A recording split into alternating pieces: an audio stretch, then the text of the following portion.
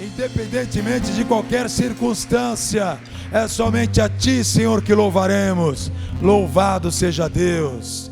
Amém. Bom dia. Graça e paz. Deus tem um propósito. Amém, Jesus. Por referência ou reverência à palavra de Deus, coloque-se em pé, você que estiver sentado. Abra lá em João, capítulo 8.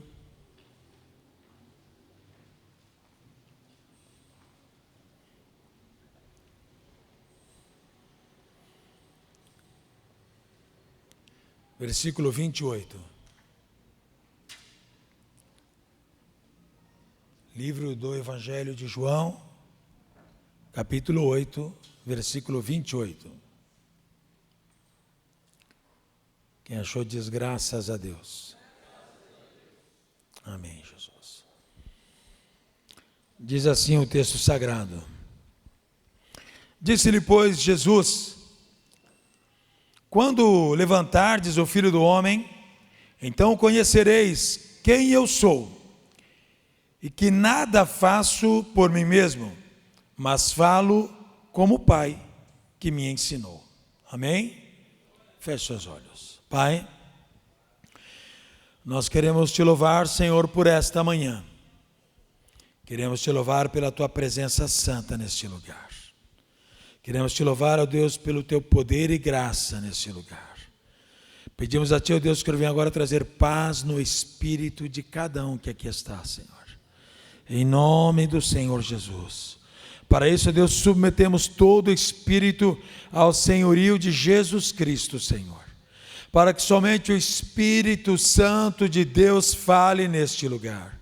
Qualquer outro espírito que não procede de Deus, se cale, caia por terra, saia em nome do Senhor Jesus. Pai, se não for para falar a tua palavra como ela é, mata-me neste altar, mas não permita que eu abra a boca. Mas se for, Deus, para falar a tua palavra pura, verdadeira, simples, como ela é, dá-me ousadia, intrepidez, coragem, discernimento, unção, iluminação pelo teu Santo Espírito, em nome do Senhor Jesus, para que todos nós, nesta manhã, sejamos alimentados pela boa palavra, em nome do Senhor Jesus. Cremos, ó Deus, que o Senhor ouve. Por isso assim nós já te agradecemos, em nome do Senhor Jesus Cristo. Amém, Jesus. Amém? Vamos ler de novo. Disse-lhe, pois, Jesus: quando levantardes o Filho do Homem, então conhecereis quem eu sou, e que nada faço por mim mesmo, mas falo como o Pai me ensinou. Amém? Assente-se por gentileza. Tem alguém hoje pela primeira vez? Acena assim a mão. Tem alguém pela primeira vez? Não? Aqui o casal. Deus abençoe em nome de Jesus. Bem-vindos, viu? Tem mais alguém? Não? Amém. Muito bem.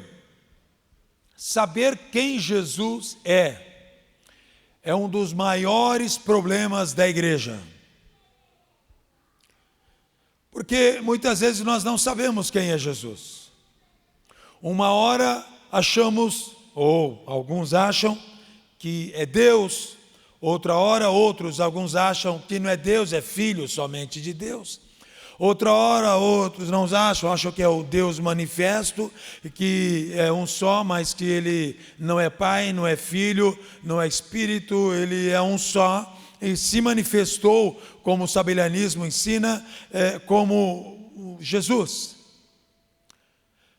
Muitos não conseguem entender a função da Trindade, Pai, Filho e Espírito Santo, não conseguem ter um discernimento da posição do Filho Jesus como Filho na terra, não conseguem entender o poder emanado por Ele, não conseguem ter uma noção do que Ele de fato pode fazer, e a falta de conhecimento de quem é Jesus afeta a nossa comunhão com Deus, o Pai. Como isso acontece? É simples. Vamos olhar para cada um de nós.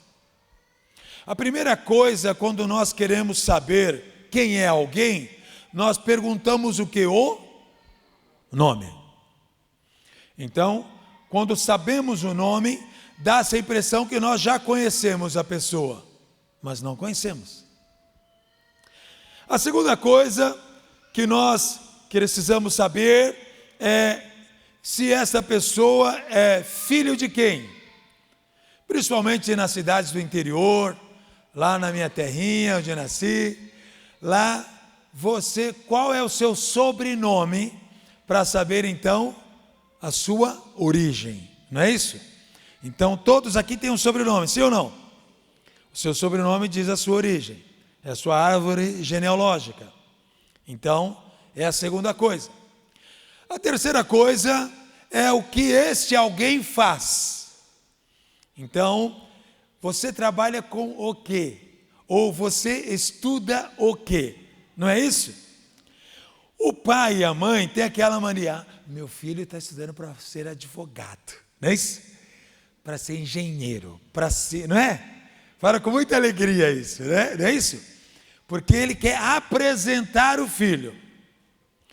E quando algumas pessoas vão fazer a faculdade, estão fazendo a faculdade, ainda nem concluíram a faculdade, mas já dizem que já são, não é isso? Ah, sou engenheiro. Que ano que já concluiu? Não, estou no primeiro semestre. Então você não é engenheiro. Eu sou advogado. Que semestre? Estou no primeiro. Você não é advogado. Então, as pessoas vão dizendo que já são sem antes ser. Não é isso? Por um lado, é meio profético, e por outro lado, é esperançoso de concluir.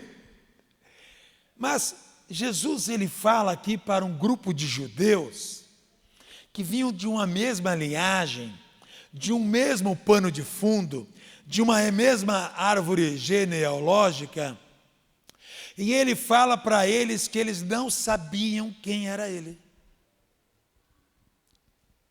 Jesus está falando para os discípulos que andavam com Jesus, comiam com Jesus, dormiam com Jesus, porque eles iam nas missões e dormiam nas cidades, nas casas das pessoas que recebiam, dormiam no barco. E Jesus, ele fala: vocês, quando o Filho do Homem for levantado, então vocês conhecerão quem eu sou. A nossa vida precisa atingir um ápice para que as pessoas saibam quem somos. Qual o ápice de um estudante que quer se formar? Ele fazer, hoje é ensino, né, é fundamental, 1, 2, aí depois médio, é isso? Médio, aí depois o ensino superior, aí completa, faz uma pós, faz um mestrado, faz um doutorado, faz alguma coisa, então diz: eu sou doutor, ou eu sou mestre, ou eu sou bacharel, eu sou isso e aquilo, não é isso? Atingiu o ápice do seu estudo, do conhecimento, então declara de fato quem é. No campo profissional, mesmo que a pessoa não tenha um estudo, mas ele começou uma prática, e então, olha, eu sou tal, eu sou operador de máquinas tal, eu sou, né, faço isso, aquilo, não vou dar nome de profissões, porque senão pode ser que alguém não goste, né? Então, vamos lá, e vai dando as profissões. Mas a profissão define quem a pessoa é? Sim ou não? Não. O estudo define quem a pessoa é? Sim ou não? Não. O que a pessoa é está na sua essência. O que a pessoa é está lá dentro. É a parte invisível. A parte visível, qualquer um não pode ver. Uma vez, eu fui fazer uma visita em um hospital. E estava proibido as visitas de pastores no hospital. Mas eu falei: eu preciso visitar um membro da igreja. Eu tenho que visitar. Eu preciso orar lá, porque a família está desesperada, achando que vai morrer, e eu preciso ir lá. Eu vou dar um jeito. Fui pelos meios normais para fazer visita ao hospital. Eu apresentei: não, visita pastoral está cancelada por determinação da diretoria. Mas tem um artigo 5º da instituição, da Constituição, que está proibido aqui. Ok. Aí eu fui ver a entrada de médicos. Aí eu via que os médicos chegavam, em sua maioria com uma pastinha, avental ou com um paletozinho, olhavam, cumprimentavam segurança e iam. Não, sim, eu fiz isso. Lá vou eu não disse que era médico, ok? Eu falei, eu vou pôr a minha pastinha, eu vou pôr o meu paletó, e eu vou lá. Peguei a minha pasta executiva, paletozinho, não usei gravata, porque os médicos ensinam, a sua maioria não usam gravata. Aí, coloco, já vou entrando com a pastinha. Bom dia. Entrei, meu irmão. Eu falei, estou dentro. Fui lá, até o andar onde estava a pessoa internada, que estava entre a vida e a morte. Pus a mão sobre ela e disse, eu vim aqui só para uma coisa, te trazer vida. Em nome do Senhor Jesus, você não vai mais continuar neste leito de morte. Receba cura em nome do Senhor Jesus. Não fui parado por ninguém dentro do hospital. Olha que coisa, como foi algo de Deus. Porque se eu tivesse que me identificar, eu não ia mentir. Eu ia dizer, eu sou pastor. Acabou. Você entendeu? Orei. Quando eu orei, saí do leito, estou indo embora. O senhor é mesmo? Eu falei, eu já vim fazer o que tinha que ser feito e já estou indo embora.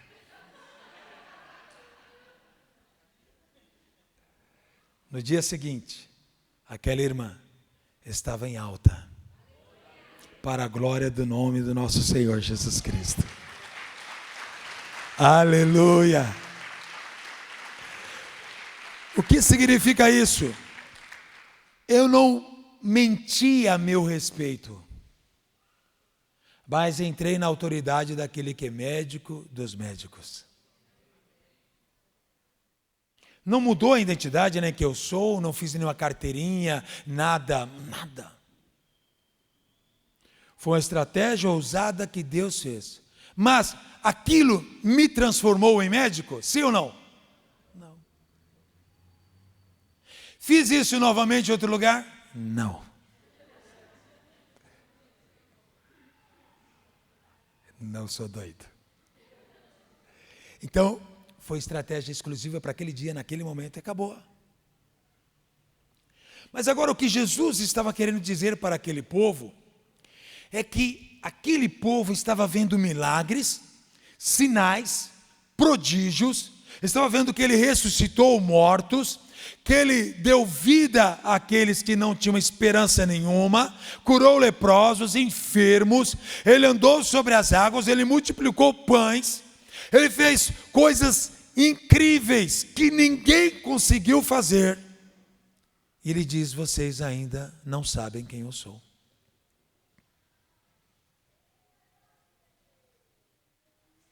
Então eu quero trazer agora para uma outra realidade de cuidado e zelo que nós temos que ter. Não é porque alguém põe a mão sobre você e orou que você sabe quem essa pessoa é. Não é porque a pessoa tem um cargo de pastor ou de presbítero, ou de líder, ou de apóstolo, ou de serafim ungido da guarda, sei lá eu o que é, que essa pessoa de fato é, em sua essência, quem Deus chamou para ser. Não são os cargos, não são as funções, e nem os nossos dons, e nem os nossos talentos que determinam quem somos. Eu posso ter o maior dos dons, o mais diverso dos dons, mas se em minha essência eu for mau caráter, esses dons me julgará no final. Jesus foi levantado na cruz, e essa mesma cruz que levantou ele como Salvador, me leva à destruição, por não ser alguém temente à voz dele. Então o que ele estava querendo dizer, ele estava dizendo que ele veio para um propósito, que tudo aquilo que ele estava fazendo, sinais, prodígios, milagres, perdão de pecados, tudo tinha um propósito. Ele havia, nesse mesmo capítulo, dado perdão a uma mulher que o povo judeu iria matar. A mulher era Maria Madalena. O povo judeu, pela lei, já havia determinado, ela é adúltera, ela vai morrer. Jesus vai lá e diz, quem não tiver cometido pecado, então ele chama na essência. Quem não tiver cometido pecado, que atire a primeira pedra. As pedras não foram atiradas nela. Os homens começaram a ir embora. E Jesus olha para ela e fala, mulher, onde estão os teus inquiridores? Não vejo nenhum. Então vai e não peques mais. Ele estava agora trazendo ela para uma outra essência. Ela vivia debaixo de algo que feria a identidade dela, mas ela não era aquilo. Jesus restaura a identidade dela. E ela então não vai, ela fica, ela começa a seguir Jesus. Ela entendeu que agora ela tinha um destino, tinha um propósito para viver. O grande mal nosso é que nós estamos dentro de uma igreja, ou estamos dentro de uma casa, dentro de uma família, ou estamos fazendo uma faculdade, ou estamos trabalhando numa empresa, e nós não sabemos o propósito disso. Nós não identificamos um futuro para isso, o ápice disso, a finalidade disso, a conclusão disso. Muitos de nós trabalhamos para fazer o quê? Para pagar contas. Porque se tem uma pessoa que é vitoriosa nessa vida, chama-se boleto. Vence, não é isso? Então, você trabalha para pagar a conta. Mas isso define quem é você? Não. Pode até definir que você é uma pessoa trabalhadora. Não é preguiçoso. Mas não define você. Então, Jesus ele fala, quando eu for levantado, que ele é o Filho do Homem, então conhecereis quem eu sou, e que nada faço por mim mesmo, mas falo como o Pai me enviou. Versículo 29, e aquele que me enviou está comigo. O Pai não me deixa só, porque eu faço sempre o que lhe... Uma das coisas que ferem a nossa vida é o sentimento de abandono em meio à missão.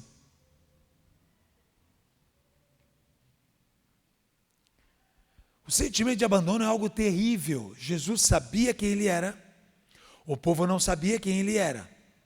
E ele só demonstrava isso e continuava fazendo o que tinha que ser feito, porque ele sabia que em momento nenhum o Pai deixaria ele só. Ele fala, eu faço o que lhe agrada, eu estou nele e ele em mim. João 17 diz isso. Muitos de nós carregamos um sentimento de abandono desde a infância. O primeiro abandono, o paterno, porque nem todo pai exerce uma paternidade devida. Muitos pais não reconhecem o filho. Muitos pais não direcionam o filho, não dão destino ao filho, não amam o filho. Muitos pais nem quiseram nem saber da mãe que gerou o filho. Então, um dos maiores abandonos que existe no planeta é o paterno. O segundo é o materno. Porque um filho sem um referencial paterno, ele tem a mãe consegue dar uma equilibrada, embora não suprir tudo. Mas se até o sentimento materno não existe, então essa pessoa sente-se por completo abandonado na vida.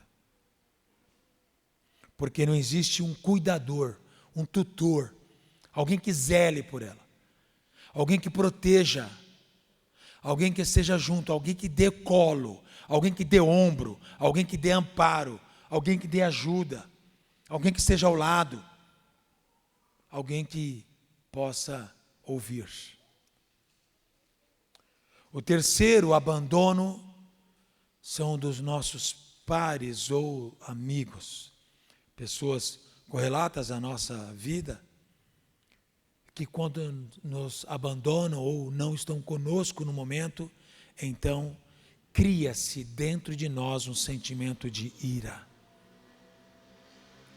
E toda a ira, ela reflete diretamente ao Criador, a Deus. Você pode chamar a sua ira contra o amigo, contra o irmão, a irmã. Você pode chamar a sua ira contra a sua mãe, contra o seu pai, contra a avó, seja quem for. Mas a tua ira, na verdade, está apontando contra Deus, porque no final, Deus me deixou só. Sim ou não? Então a nossa alma, o nosso espírito, carece de companhia, de identidade, de propósito e de destino. Se nós não tivermos essas 4 coisas, nós não vamos conseguir viver uma vida vitoriosa. Mas para que essas coisas aconteçam, nós precisamos curar aquilo que faltou em nós. De repente, a falta de paternidade, a falta da maternidade, a falta de uma amizade. Você precisa ser curado nessas questões. E só existe uma pessoa que pode curar você nisso. Então, por isso era necessário que ele fosse levantado na cruz. Enquanto Jesus não fosse à cruz, tudo continuaria de fato na depravação total, como no Éden. Desde a época do Éden, que o casal foi expulso do Éden, toda a natureza humana estava expulsa diante de Deus. Depravação moral, depravação total. Mas Deus vem e Ele começa a criar uma identidade, criar um propósito, dar um destino às pessoas e entenderem que Ele tinha para toda e qualquer circunstância da nossa vida um motivo para continuarmos. E Ele tinha uma finalidade, e Ele tinha um resultado final abençoador. Mas Ele não poderia vir e simplesmente entregar Jesus. Ele foi fazendo um pano de fundo. Ele escolhe um homem que gera um filho, que gera 2, e um desses 2 filhos geram 12, e um dos 12 seria então a tribo escolhida, e da tribo escolhida passa-se os anos, onde tudo parecia que estava perdido, nasce o Salvador, Jesus Cristo, o leão da tribo, identidade, filiação, genealogia. Jesus, ele precisava ter algo muito parecido com o nosso convívio. Ele não podia simplesmente chegar e vir como um Deus e resolver. Porque então olhariam e falariam, mas ele é Deus. Não é fácil ele falar isso. Ele não sabe o que eu sinto. Ele não sabe o que é abandono. Ele não sabe o que é traição. Ele não sabe o que é fazer e ninguém fazer nada por nós. Ele não sabe sentir na pele uma dor. Ele não sabe o que é uma doença. Ele não sabe. Então Deus faz com que Jesus venha na natureza humana para sentir as nossas dores E ele passa a ter as nossas necessidades. Então, a primeira coisa que Jesus foi ferido na terra foi paternidade. Quando ele fala aqui do Pai, ele está falando do Pai Deus. Mas em sua adolescência, José some da história. O pai físico, o carpinteiro que ensinou o grande carpinteiro, já não estava mais presente. O pai, a Bíblia não narra como foi a morte. Simplesmente José desaparece na história. Você não encontra uma narrativa. O pai biológico não era ele, José. José foi o pai adotivo. O pai biológico era Deus. Porque a Bíblia fala que o Espírito Santo veio e envolveu Maria e disse que nasceria no ventre dela um filho e o nome seria, então, Jesus. Quando o anjo entregou essa mensagem, ele já disse um destino através do nome, identidade, um propósito, porque o nome Jesus significa salvação, libertador. Então já sabia que viria dele libertação e salvação.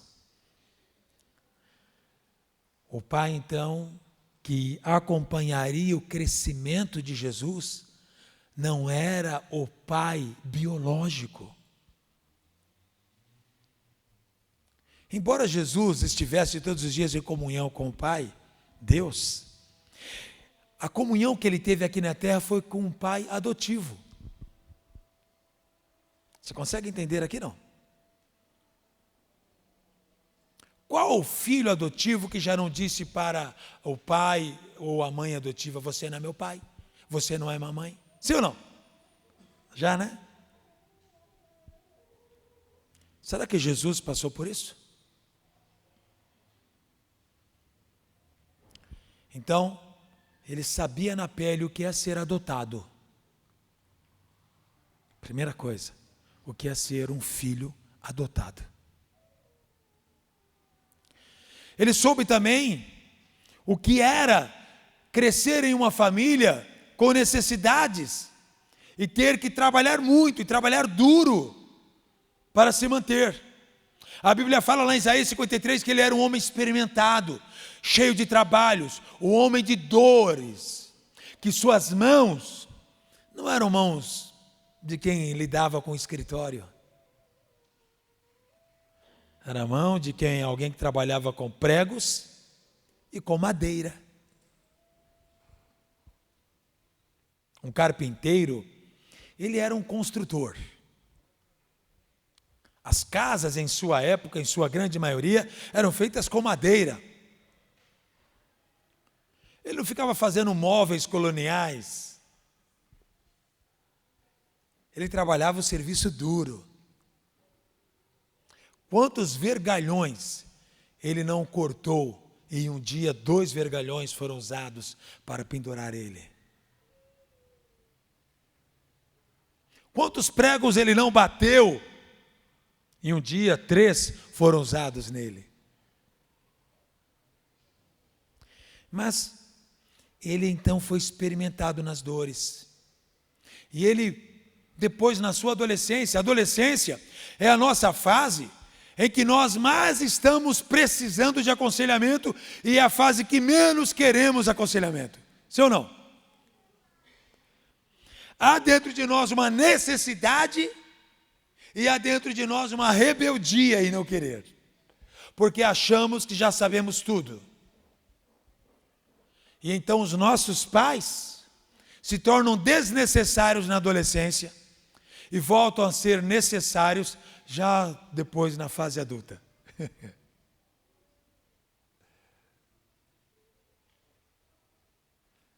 Teve mãe que disse, é verdade. Então, Jesus ele passa na adolescência uma fase em que agora o pai adotivo não estaria mais com ele.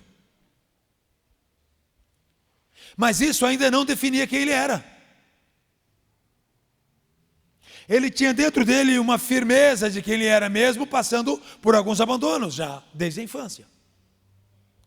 Desde a infância ele foi perseguido, porque já lá na infância foi determinada a morte de crianças até 2 anos de idade. Mas ele foi guardado. A semelhança de Moisés, isso aconteceu com Jesus. Mas Jesus, ele sabia o que era morar de casa em casa. Quem aqui já mudou várias vezes de casa? Jesus também sabia que era isso, viu? Uma hora Belém, outra hora Nazaré, outra hora Galileia, outra hora Cafarnaum. Pois é. Quem já mudou de casa em casa sabe como é que é. Faz caixa, desfaz caixa. Jesus nisso também. Mas isso não definia quem ele era. Jesus, ele viu que chegou um tempo em que ele não poderia mais continuar cumprindo a profissão de seu pai, e nem sendo mais o mantenedor da casa, porque o filho mais velho, na lei judaica, ele sendo primogênito e tendo direito à bênção da primogenitura, ou seja, herança em 2 partes, o dobro dos outros, ele teria agora que abandonar o trabalho, então ele era o meio de sustento da família. Embora a Bíblia fale e narra nos evangelhos que ele tinha 4 irmãs e 2 irmãos, gerados entre José e Maria, mesmo assim ele era o principal. E chega aos 30 anos de idade e ele agora é o filho do homem que não tem mais aonde reclinar a cabeça. Que como o vento sopra para qualquer lado e ninguém sabe para onde vai, assim também é o filho do homem. Ele fala: mãe, completei 30 anos, vou para a minha missão e agora vou viver do vento, do Espírito. A dependência será absoluta, mãe. Existe uma missão. Mas a mãe dele sabia parte do que ele era, e não por completo. Porque a mãe, qual é a mãe que não vai vendo o filho crescendo, obediente, gerando resultados? Um filho próximo, um filho que ama, um filho que está junto. Qual é a mãe que não sente um apego, uma saudade, que não quer estar perto sempre? Mas Maria teria que agora entender que em algum momento iria romper isso. Então a Bíblia fala que lá em Bodas de Caná da Galileia, ela até quis antecipar. Falou: filho, faz alguma coisa, porque ela já sabia que ele tinha poderes, ou o poder. Ele falou: mulher, ainda não é minha hora, o que tem a ver contigo? Naquele momento ele rompe com a mãe. Maternidade. Porque agora aquela mãe não poderia mais estar no controle da vida dele. Agora ele estava cumprindo de fato um bar mitzvah, onde ele vai diretamente para a autoridade de um pai, e é o pai que destina o filho. E ele foi para o destino dele. Então, ele faz o milagre, e a partir daquele momento, ele começa sua viagem missionária. Ele começa a trabalhar com as pessoas, a chamar pessoas para estarem junto com ele. Começa a chamar os homens, começa a chamar pescadores, cobradores de impostos, pessoas rejeitadas pela sociedade, pessoas que tinham sentimento de abandono, pessoas que sabiam o que era ser traído, pessoas que sabiam o que era viver na humilhação, pessoas que trabalhavam duro e que esperavam tanto e colhiam pouco. Homem de dores. Sempre se lembre, Jesus era um homem de dores. Ele sabia o que era dor.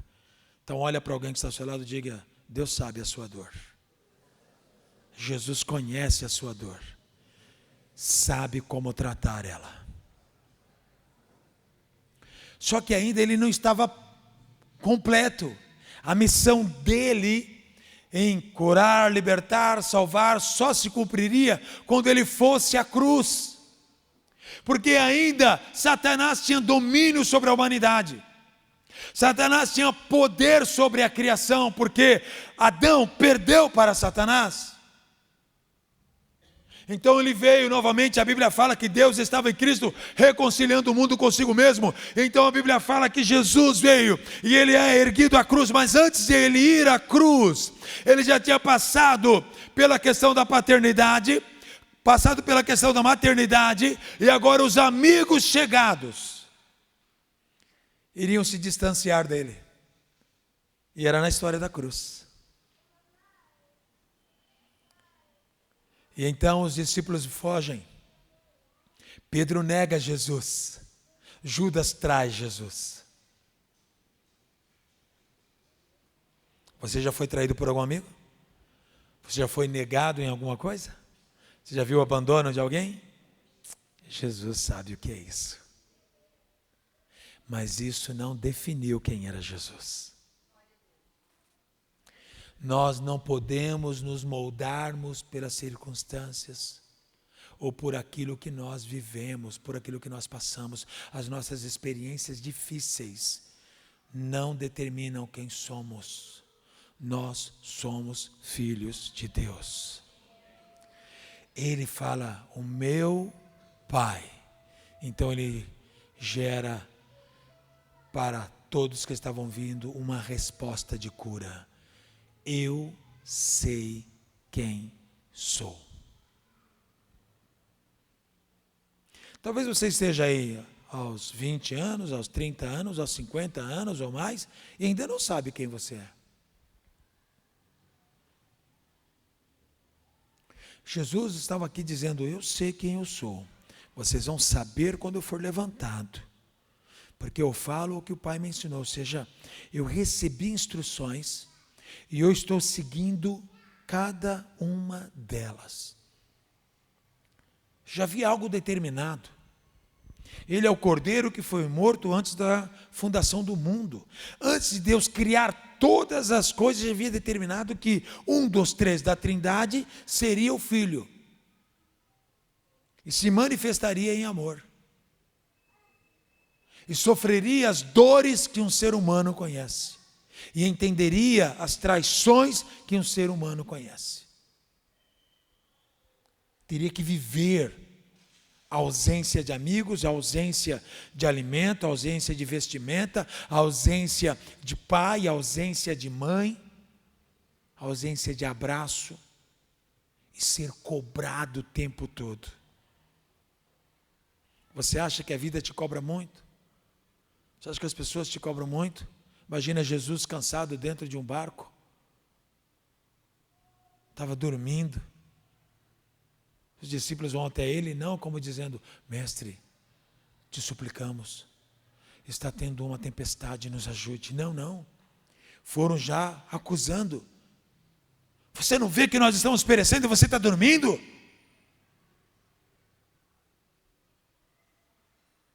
Você está entendendo? Apontar o dedo é uma coisa tão fácil. Imagina Jesus. Quantos dedos não foram apontados para ele? A Bíblia fala que nesse momento em que Jesus vai para o julgamento, um dos homens pergunta para Jesus o que é a verdade. Porque muitas histórias estavam sendo ditas. Até mesmo a mulher de Pilatos havia sonhado a respeito de Jesus que era inocente. Os discípulos carregavam um contexto histórico verdadeiro sobre o Messias que viria, mas esses rejeitavam. Fariseus e saduceus, partidos políticos, pessoas normais, rejeitavam Jesus. E agora vem um romano, e diz, fala o que é verdade. Jesus poderia dizer todas as verdades, inclusive sobre o próprio Pilatos. Mas Jesus já havia respondido lá em João 14,6. O que ele disse? Eu sou caminho, verdade, vida.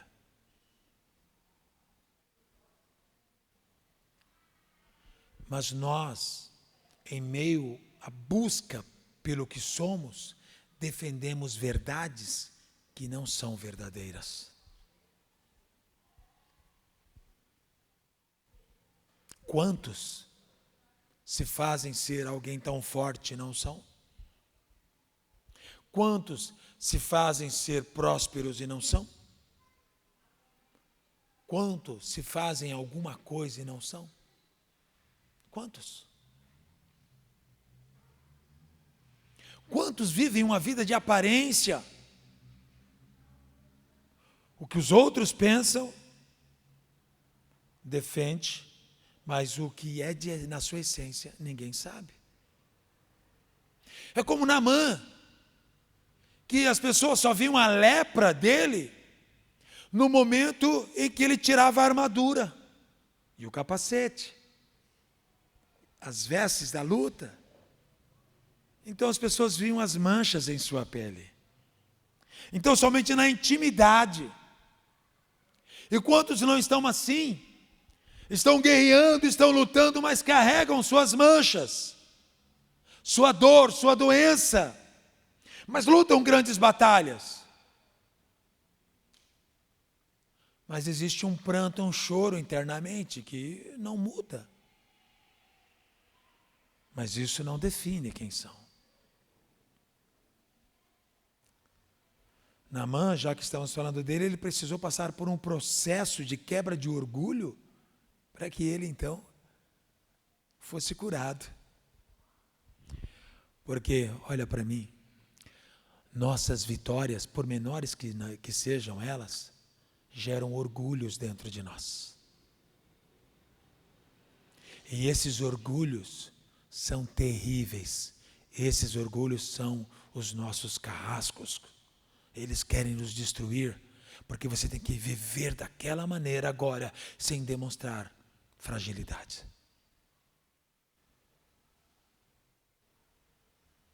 Paulo, um homem forte, demonstra as fragilidades dele. Eu tenho um espinho na carne.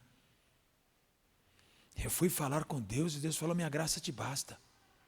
Mas eu sou esbofeteado por Satanás. E Deus me disse: a minha graça te basta. Você está entendendo? Paulo abre. Você precisa aprender, primeiro, ser franco consigo mesmo. Segundo, franco com as pessoas. Terceiro, entender que independentemente de você ser franco ou não, Deus sabe quem você é. Então não tenha receio. O chofar tocou de novo, olha lá. Eu vou arrancar esse negócio. A Bíblia fala que Jesus ele é erguido à cruz, mas antes dele ir, ele ouve pessoas dizendo: crucificam. Depois ele vai para a cruz, depois de apanhar, ser chicoteado, cuspirem nele, darem socos, pontapés, baterem com bastão em sua cabeça, colocarem coroa de espinho, rasgarem suas costas com chicote, perfurarem suas mãos e pés, pendurarem ele na cruz. Ainda disseram para ele: tu não és médico? Cura a ti mesmo.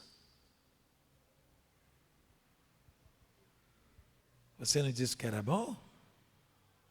Você não disse que sabia fazer? Você não disse isso? Você não disse aquilo? E agora? Quantos já não disseram para você: você, né? E agora? Sim ou não?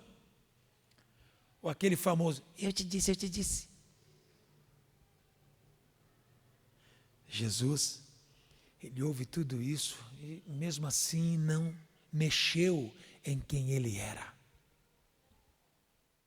Ele não perdeu a sua essência, nem o seu amor, nem o seu favor, nem a sua graça, nada. Um ladrão ao lado diz: mestre, lembra-te de mim quando estiveres em teu reino. Alguém que nem havia andado com Jesus, que não havia passado nenhum tempo com Jesus, nos lugares onde Jesus operou milagres, sinais e prodígios, porque ele era um prisioneiro. Jesus poderia dizer: vai, estão morrendo aqui com você, vem falar comigo. Né? Quantos não são assim? É para lá, está tirando uma. Jesus olha para ele e fala: ainda hoje estarás comigo no paraíso. Salvou aquele cara ali, ó. Mãos sangrando, pés sangrando, cabeça sangrando, costas sangrando, e o sangue começando a sair pela boca. Por quê? Porque havia perfurado o pulmão. Então, cada vez que ele puxava para tentar se erguer, aquilo rasgava ainda mais o seu pulmão. Então, vinha líquido com sangue para a sua boca. E ele olha para aquele homem e diz: ainda hoje estarás comigo no paraíso. Você sabe quem você é?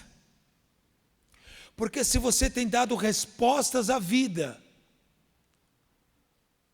em meio às circunstâncias, se aquilo que você está vivendo no momento tem feito você perder quem você é, você ainda não sabe quem você é.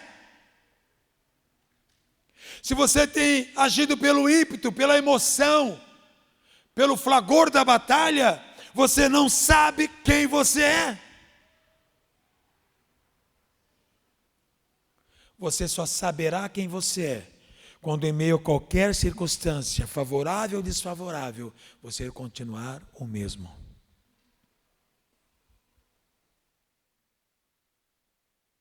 O mesmo, sem perder a essência. Jesus fala: vocês não sabem o que é identidade, não sabem nem quem eu sou. Quando eu for erguido, vocês vão saber. O favor, a graça, o poder do Pai, tudo que estava preparado desde o Éden, quando houve lá o momento que foram expulsos do Éden, até a cruz, é derramado lá naquele momento. A Bíblia fala que há uma tempestade, o céu se escurece, troveja. E ele olha para Deus e expressa o último abandono. A experiência que nós muitas vezes sentimos, que Deus nos abandonou. Ele diz: Eloi, Eloi, lama sabachthani. Deus meu, por quê? Por que me abandonastes ou desamparastes? Então você se sente abandonado? Jesus sabe o que é isso.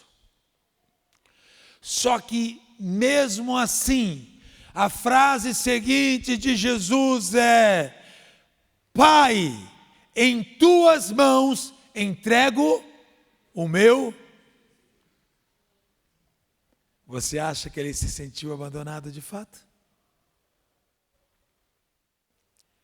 Ele sabia com quem ele estava, porque no versículo de número 29 nós lemos: aquele que me enviou está comigo, o Pai não me tem deixado só, o Pai não me abandona, porque eu faço sempre o que lhe agrada. Ir para a cruz foi o sacrifício agradável a Deus. Quando ele estava no Getsemane, alguns dias antes, ele orou: se possível for, afasta de mim esse cálice, contudo seja feita não a minha, mas a tua vontade. Ele agradou o Pai ali no Getsemane. Pai, a tua vontade tem que prevalecer. E a vontade do Pai foi que ele morresse na cruz por nós. Então cumpriu-se a vontade do Pai. Então o Pai não o abandonou.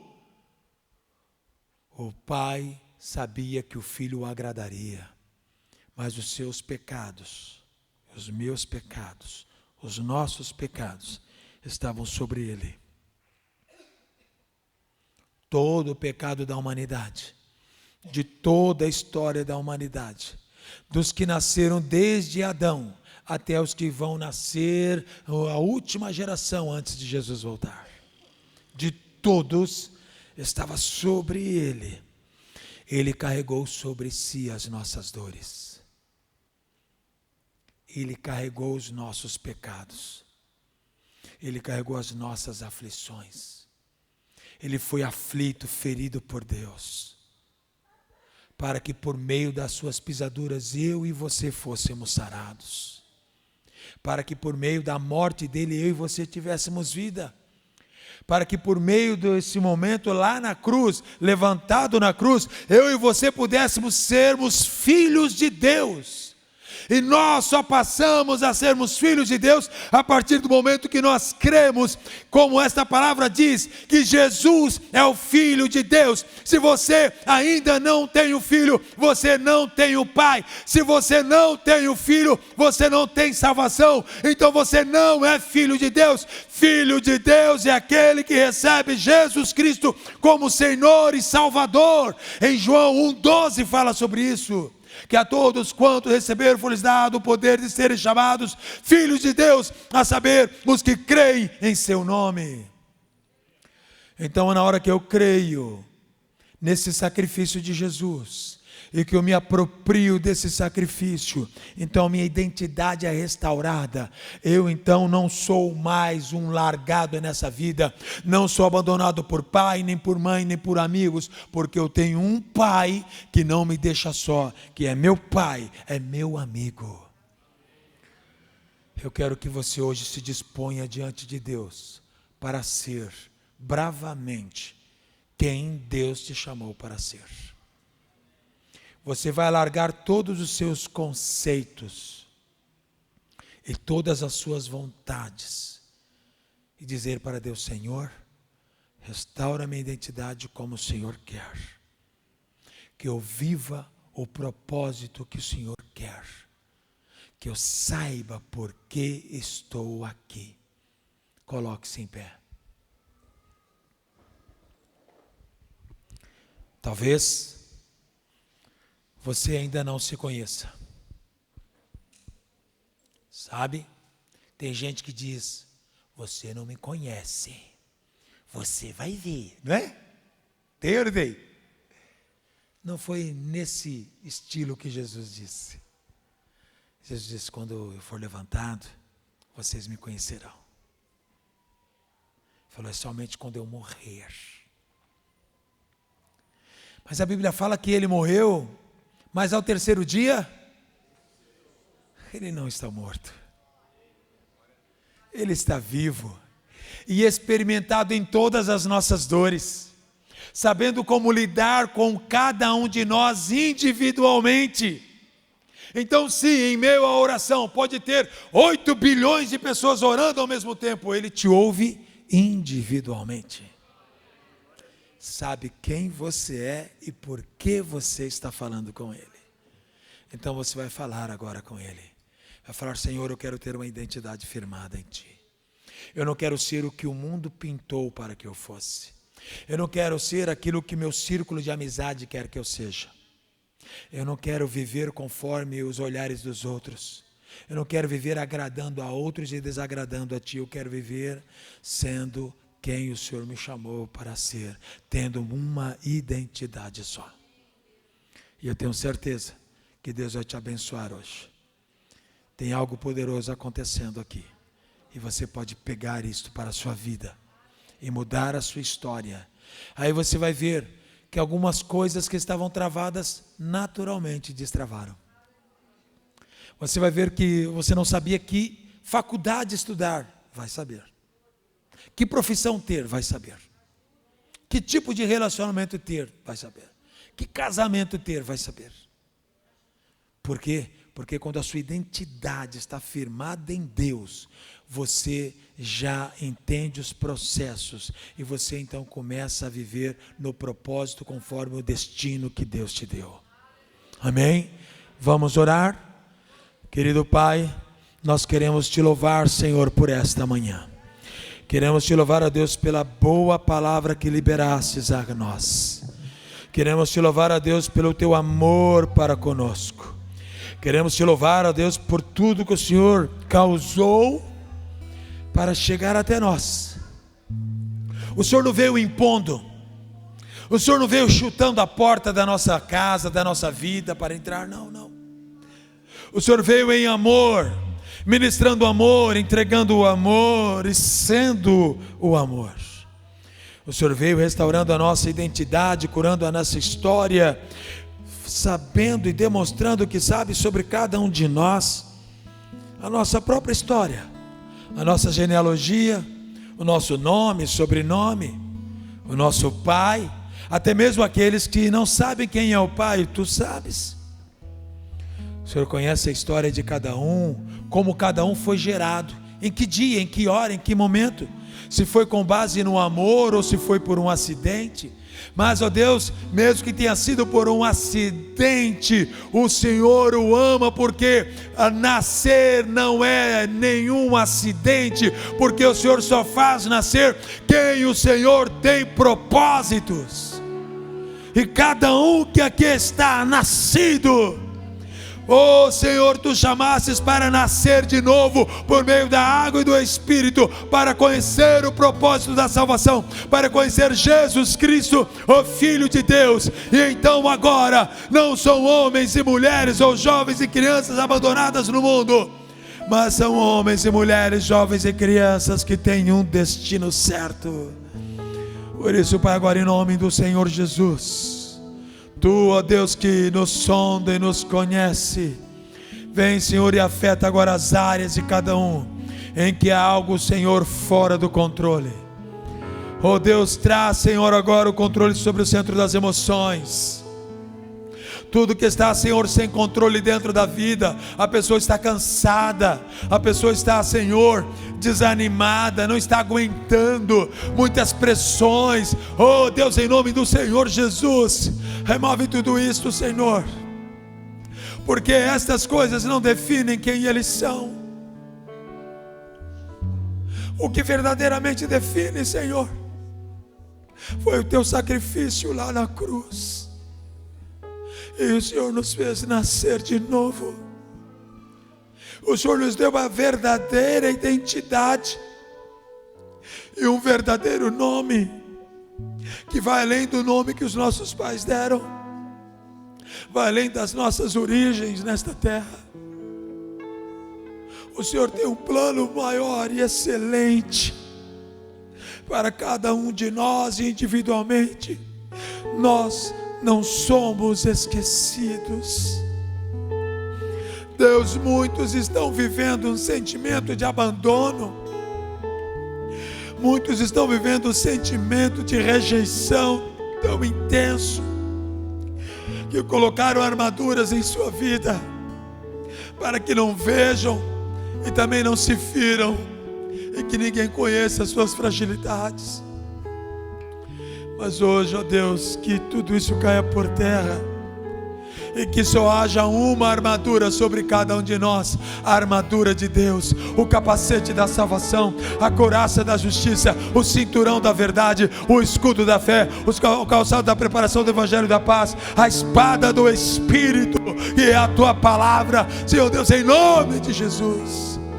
Que cada um agora, Senhor, possa viver uma novidade de vida e ser de fato um cristão autêntico, entendendo que o Pai sabe quem somos e nos ensina e não nos deixa só, porque esta promessa tu mesmo disseste, Jesus: eis que estarei convosco todos os dias até a consumação dos séculos.